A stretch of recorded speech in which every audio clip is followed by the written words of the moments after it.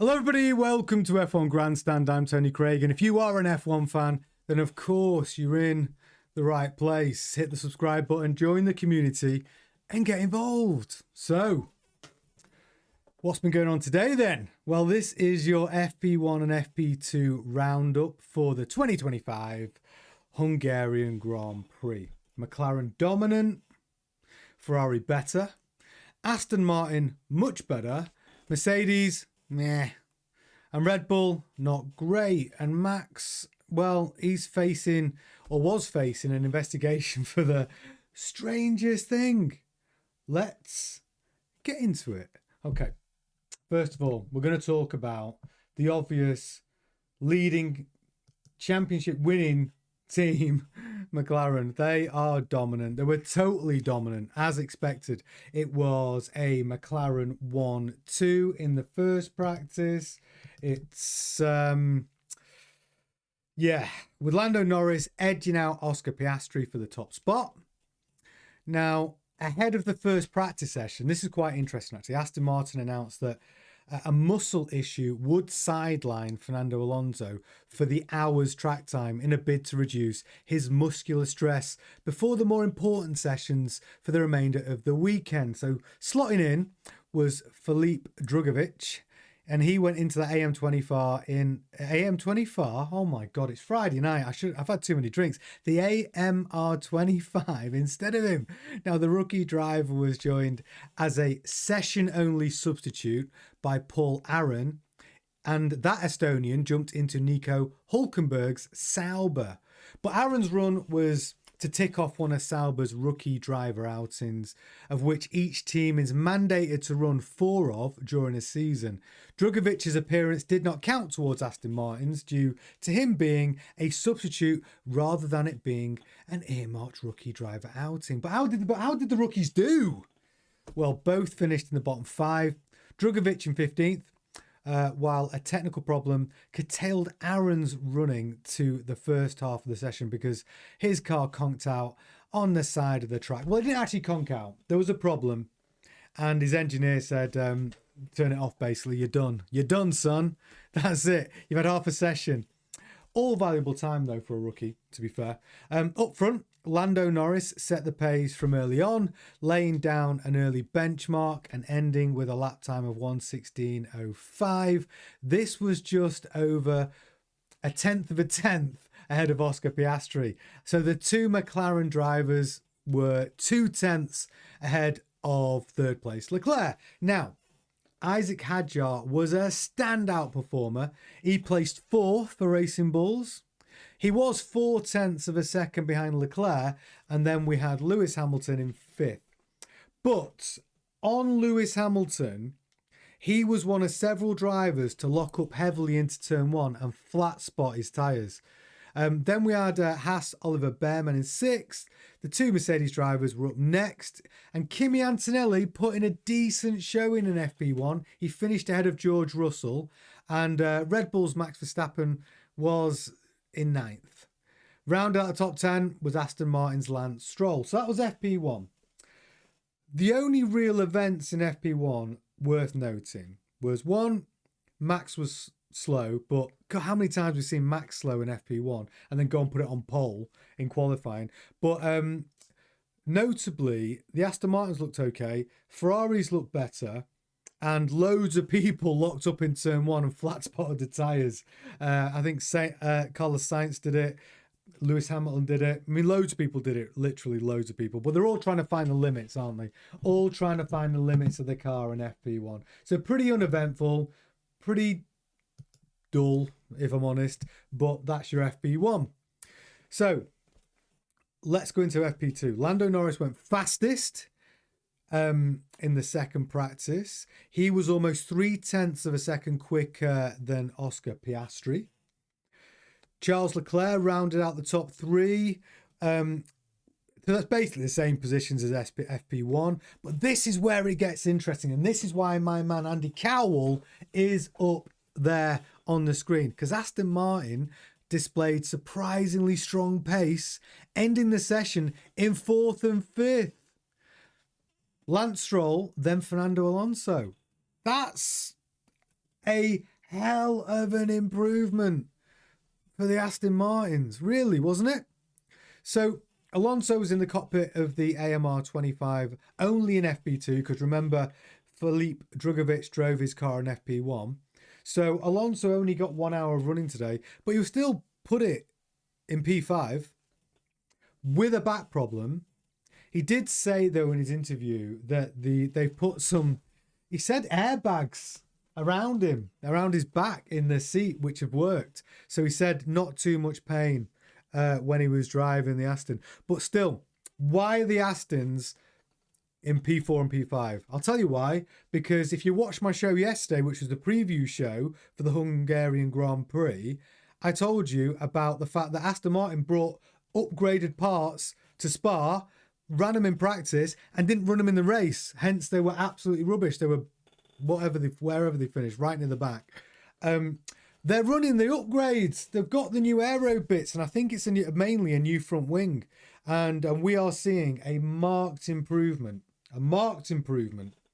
in the Aston. So I know it's only practice, but to see them 4th and 5th does make me think that my prediction of the Astons having a point scoring weekend are looking pretty good, actually. Looking pretty good. So how about Mercedes? Well, okay. So FP1, we saw George Russell P8. Good news for Kimi here, though, because Kimi outpaced George in FP1. He was P7. He was half a tenth faster than George in FP1. And then in FP2, we saw George down in P7 and Kimi just a tenth behind him, but down in P10. So problems with Mercedes. We talked about it yesterday. They need to rewind some of these upgrades that they put on the car over the last 2 months, because the car has got worse. I bet my bottom dollar that's what they'll be doing tonight. They will be working on that car as we speak, trying to give them some performance tomorrow for qualifying. But yeah, Mercedes just not good enough. The car is not balanced. And the thing about the Hungaroring is that you need to be running a balanced car. And if you look at the McLaren, the most balanced car on the grid, it's way ahead of everybody else. So yeah, that's what we're looking at with Mercedes. Hi Gemma, nice to see you in the chat there. What are Tubby's thoughts today? Well, I did hear from my man on the ground, Tubby, and what Tubby's thoughts were: Max Verstappen is a litter bug. That's what Tubby's thoughts were. My man on the ground, this is what he said: Max Verstappen is a litter bug. I can explain, Gemma, keep watching. I'm going to explain why Tubby says that Max Verstappen is a litter bug. Right, first of all, let's talk about Max's performance before we get onto that. The Red Bull, not very balanced at all. The car just isn't good. Good news for Yuki, though. In FP2, Yuki put it on P9, whilst Max was in P14. It's always nice for a driver to go faster than his teammate. But the Red Bull is not working here at all. There is a new front wing on the Red Bull, which they think will help, but it all comes down to setup, I think. And also, with Max, he does this a lot. He just kind of, I almost want to say sandbags in practice. And then he'll go and put it on pole in qualifying. Yeah, there's a lot of work to do on that car tonight. The setup's all wrong. The balance is all wrong. And it just isn't quick enough. It just isn't. It's way off the pace. The Aston Martins were quicker. Ferraris were quicker. Obviously, the McLarens were quicker. So they're going to have to do some work in that garage tonight, without a doubt. Not good. Not good. But here's the interesting thing. So Max was investigated for being a litter bug. I wasn't joking. Tubby was right. So during FP2, Max found a hand towel in the footwell of his car. I'm guessing it was his from in between practice sessions. You know where you wipe your face with one of those hand towels? It's in the footwell of his car. So when he found it there, he threw it out the cockpit onto the track It wasn't on the racing line, but it definitely could be seen as a hazard.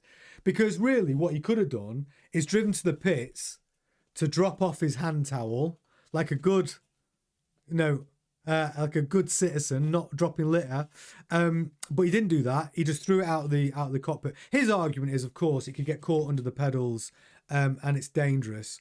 So yeah, there was an investigation, and the outcome of that littering on the track was a warning. Just a warning. Just a warning. No penalties, just a warning. But yeah, so today has been Aston Martin's day for me. I did say on the show yesterday, on the preview show, that we're going to see an improved Aston Martin, and it's here. I'm actually very excited to see where they'll qualify tomorrow. But Aston Martin look good. Ferrari, if Lewis hadn't have locked up in turn one, we would have seen a quicker Lewis. Now, I made a very, very bold prediction yesterday. I made a prediction on the preview show, and I know some people are going to get in the chat and hold me to this. I said this weekend is going to be the first weekend that we see Lewis Hamilton out qualify and out finish Leclerc. I said we're going to see Lewis Hamilton's best race of the season, because you've got to remember, Lewis Hamilton has won 8 times. 8 times. The Hungaroring, 8 times.